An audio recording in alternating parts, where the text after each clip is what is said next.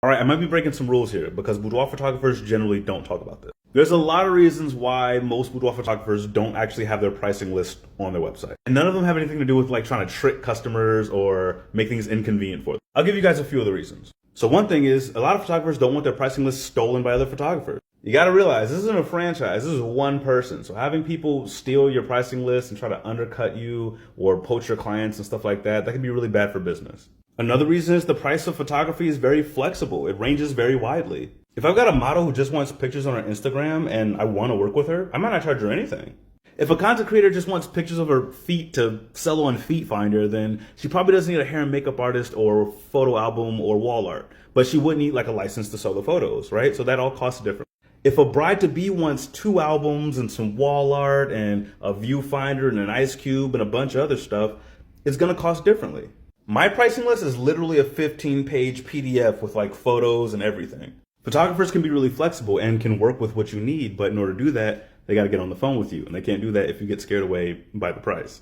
Also, photographers wouldn't want to generate disgruntled would-be clients because of their pricing list. Remember, this isn't a franchise. This is one person. If somebody were to hop on Google and post a review of Mercedes-Benz saying, these guys are overcharging for their cars, like nobody cares. But if that same person does that exact same thing for a photographer, they might actually deter people from working with that photographer who might have really enjoyed working with that photographer. And Google reviews and stuff like that are really important to small businesses. So that can be like really detrimental to their work. There's a lot more reasons, but I think the biggest one is this. A boudoir photo shoot is literally an experience from start to finish.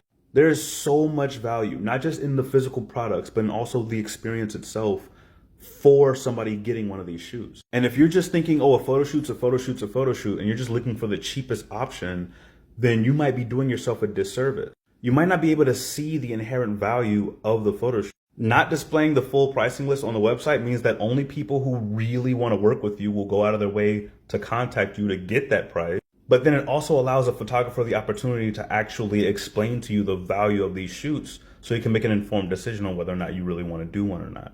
I hope that makes sense. Like I personally put my session fee on my website so that if people are looking for like a $50 or $100 photographer, they automatically know I'm not their guy. But yeah, that's why a lot of boudoir photographers don't post their pricing list on their website.